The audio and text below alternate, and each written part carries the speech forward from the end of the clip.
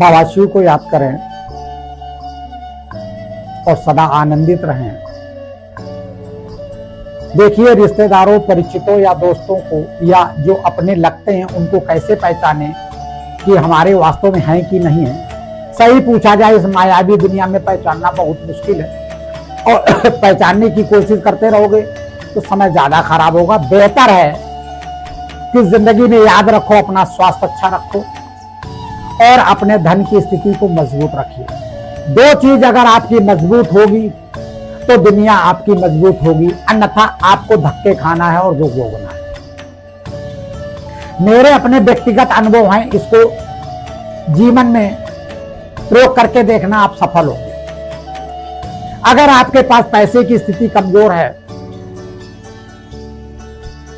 और आपके स्वास्थ्य की स्थिति कमजोर है या आपके परिवार में किसी की स्वास्थ्य स्थिति कमजोर है और पैसे की स्थिति कमजोर हो गई है, कोई साथ देने वाला नहीं है।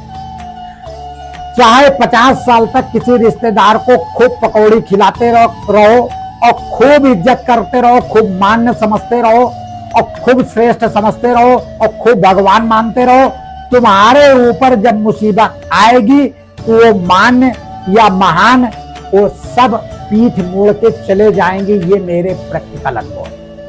अगर पता लग गया कि भारी बीमारी से गुजर रहा है और इस बीमारी में बहुत सारा पैसा खर्च होगा और अब जरूरत है ये पैसे मांग सकते हैं, रिश्तेदार उसी टाइम से आपको पीठ दिखा के चला जाए। यहां तक कि उस पेशेंट को भर्ती कराने के लिए कोई आगे नहीं आएगा।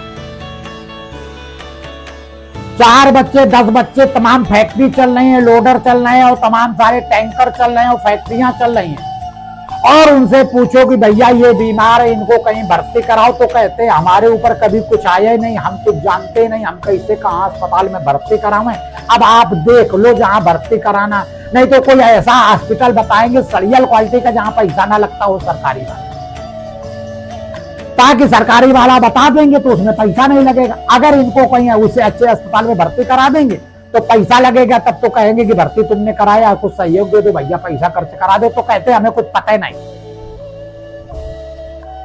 प्रैक्टिकल अनुभव में बता रहा हूं, क्लोज, क्योंकि मैं किसी ना किसी के सहयोग में कूदता रहता हूं, सहयोग देने की चेष्टा रखता रहता हूं, तो वहां पर रिश्तेदारों के बारे में देखा करता हूं कि कौन कैसा रूप कर रहे हैं। एक समय की बात है कि मेरे मित्र का किसान को कोई बीमारी हो गई, तो उसने हमसे कहा कि भैया इसको दिखवाओ कहीं, तो मैंने दिखवाया और दिखवाने के बाद डॉक्टर साहब से राय ली, कहा भर्ती कराओ, तो मैंने एक नर्सिंग होम बताया, वहां भर्ती करा दिया। भर्ती हो गए। भर्ती हो जाने के बाद जब रक्त देने का नंबर आया तो उनके घर के करीब 25-30 लोग थे परिवार के, और जब रक्त देने का नंबर आया तो किसी ने रक्त देने की बारे में सोचा नहीं। यहाँ तक कि महिलाएं अपने अपने बच्चों को, अपने अपने आदमियों को समेटे बैठी, अरे इनके पास खुदे खून नहीं, इनको खुदे जरूरत है। इस तरह से करते हुए सबने खून को मना कर दिया और ये कह दिया बाजार से खरीद लो।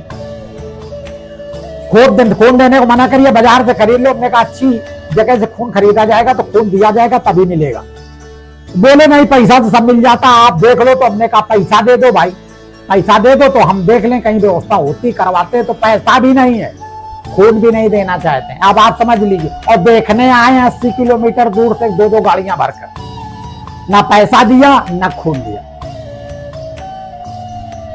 बात को वो व्यक्ति धीरे धीरे करके फिर खून हमने दिया और जैसे कुछ भी किया अपना, हम लोगों ने जितनी व्यवस्था की। इसके बाद क्योंकि उसको भारी बीमारी थी, कैंसर था, वो आपका नाम खत्म हो गया। लेकिन कुल मिला के उस मुसीबत पर किसी ने साथ नहीं दिया। ये आंखों देखा हाल है हमारा। एक जगह की और घटना बताएं कि एक लोग भर्ती हुए, जब बीमार थे तो उन्होंने अपना किसी तरह से आपस में परिचय में 2-1 जगह नर्सिंग होम में दिखाया, नहीं ठीक हुए, और थोड़ा बढ़े और थोड़ा बढ़े।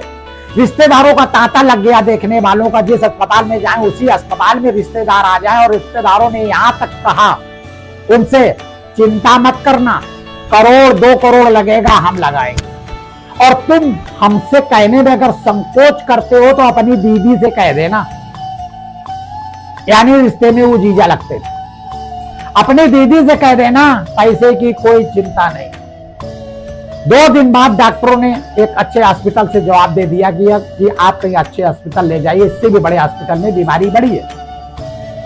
उस टाइम उनकी पत्नी और परिवार सब बैठा था, और इसके बाद जब पता चला तो हमने कहा कि भाई ऐसा करो कि कहीं आप लोगों को व्यवस्था हो कहीं पर। हमारा कोई परिचय नहीं, ऐसी कभी लफड़े में हम लोग पड़े नहीं, कभी कोई स्थिति नहीं हुई। और इतना कह के उन्होंने पल्ला झाड़ा। ये हुआ कि सवेरे उनको बड़े हॉस्पिटल ले जाया जाएगा, कहीं अदर स्टेट में या अदर कहीं बड़े अस्पताल में। तो सवेरे का जब टाइम था कि 8 बजे डिस्चार्ज करा के ले जाया जाएगा, तो कोई रिश्तेदार नहीं आया। हमने तुरंत उनके जिनका परिवार का कोई बीमार था उनसे कहा कि अभी रिश्तेदारों से कह दो भाई कुछ पैसे की तैयारी करें, क्योंकि उस हॉस्पिटल में 2 लाख रुपया प्रतिदिन का खर्चा था आईसीयू का और दवाइयों का। तो ऐसी स्थिति में इतना कैसे हो पाएगा? तो बेहतर है कि अपने रिश्तेदारों से कह दो कि कुछ पैसा दे दे। तो रिश्तेदारों ने क्या जवाब दिया? घर में कोई इतना पैसा तो रखता नहीं है, 1 2 लाख रखता है, तो कहो तो दे दे। तो उन्होंने कहा क्या करें? हमने कहा कह दो हाँ इतने दे दो। वो भी देने के नाम छोड़ दीजिए, घर गए, दोबारा दूसरे दिन छुट्टी कराई गई और दूसरी जगह ले जाने का टाइम आई नहीं। ये 50 साल रिश्ता चलाने के बाद का परिणाम मैं आपको बता रहा हूं। ऐसी स्थिति में आपको क्या करना, अपने मित्रों से, अपने रिश्तेदारों से क्या करना है? जब कोई पेशेंट भर्ती हो, बड़ी बड़ी कोई बात करे, सीधे कह दो हमें कुछ पैसा दो, बात करने से कुछ होता नहीं, हमें पैसे की जरूरत है और खून की जरूरत है, आप क्या व्यवस्था कर सकते हैं? तो वो अपनी बात करेगा, वो कह देगा भाई 50,000 रुपया हमारे पास, तुरंत 50,000 रुपया ले लें, उसमें बंडल बनाए, उसका नाम लिख के अलग रख ले, भले खर्च ना करें लेकिन लेके रख ले। अगर कोई लंबी बात करे तो लंबे पैसे देने की बात करे, 1 लाख 2 लाख करोड़ 2 करोड़, तो उसको कह देना भैया दे दो, ऐसी ऐसी स्थिति है, खर्चा हो रहा है, हम आपको एक एक पैसा देंगे, परंतु इस समय जरूरत है, आप हमें सहयोग दें। तो आप पैसे लेकर जरूर रखता रहेंगे, वास्तव में वो मर्द होगा तो पैसा देगा और देना चाहता होगा तो देगा। जब पेशेंट की हालत सीरियस समझते हैं तो लोग पैसा नहीं देते और बिना सीरियस भी नहीं देते। देने के पहले लोग सोचते हैं ये देगा कहां से। तो कभी भी कोई भी स्थिति है जो ज्यादा हालचाल, बहुत हमने देखते हैं पेशेंट जब भर्ती होगा तो 50 रिश्तेदार, फ्री का फोन है, हाँ क्या हाल है, हाँ अच्छा ठीक है, अच्छा ध्यान रखना उनका, और कोई बात हो तो बताना, हम सब में सक्षम है, तो तुरंत कह दो रुपया दे जाओ, तुरंत कह दो खून की जरूरत है, खून की व्यवस्था करो, क्या कर सकते हो, कहीं परिचित है तुम्हारा किसी लैब में। इसके बाद फोन आ जाए तो मेरी गारंटी है नहीं आएगा फोन, फिर हालचाल आपके लेने में ज्यादा फोन जहां से आवे तुरंत अपनी बात कह दो। अस्पताल में 2 चीज की जरूरत हो, पैसा और खून की, वो आप व्यवस्था कर दीजिए, रात में सो लेंगे हम। और बहुत ज्यादा कोई लबर लबर कर रहा है तो उससे कह दो रात में थोड़ी देर लेट जाया करो तो हम सो जाए, पेशेंट को देखे, सब रिश्तेदार भाग जाएंगे, गारंटी हमारी है। अभी मेरे घुटने का ऑपरेशन हुआ, एक बहुत बड़ी महिला थी, धनवान थी और बहुत ज्यादा भैया भैया भैया भैया करके खूब बात, उनके पति जी भी खूब बात कर रहे थे। तो ऐसी स्थिति में क्या हुआ, जब बहुत ऊब गए, बार बार हम आ रहे हैं अस्पताल देखने, आ रहे हैं अस्पताल देखने, तो हमने उनसे कहा आप अस्पताल मत आइए, मैं 2-3 दिन में आ जाऊंगा।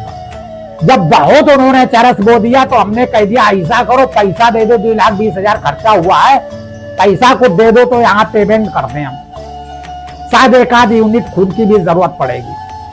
उनका फोन आना बंद हो गया, यहाँ तक उनके पति ने कह दिया कि आपको ऑपरेशन कराने के बाद पहले व्यवस्था करनी चाहिए थी, आप उस व्यवस्था के बाद अस्पताल जाना चाहिए, और कोई बात नहीं अब हमारे पास तो, जबकि दोनों बहुत अच्छे IT सेल में काम करते हैं, बहुत अच्छे तनख्वाह। तब की बात कहते तो कहते ऐसा करो कि कहीं से 2% में कहीं से ले लो, 1-2% में मिल जाता है कहीं, हमें रास्ता बताने लगे। ये मैं प्रैक्टिकल अनुभव बता रहा हूं। कभी भी रिश्तेदारों का आजमाना है, इस तरह से आजमाइए। आप धोखा बिल्कुल मत खाइए। रिश्तेदार हमें बहुत चाय पकौड़ा या बहुत महंगे बिस्कुट या बहुत बड़ी मिठाई, बहुत महंगी मिठाई या पनीर की सब्जी बनाने के चक्कर में मत पड़िए। ये पैसे जोड़िए आप अपने भविष्य के लिए, अपने परिवार की बीमारी के लिए, अपनी समस्याओं के लिए। उन सब लोगों को पनीर खिलाते रहेंगे, वो 8वें दिन आते रहेंगे, खूब खा खा के मोटे हो जाएंगे, और जिस टाइम तुम अस्पताल में भर्ती होगे, डॉक्टर जवाब देने की स्थिति होगा, तब ये को नहीं दिखाई पड़ेंगे, पनीर का खून भी नहीं देंगे।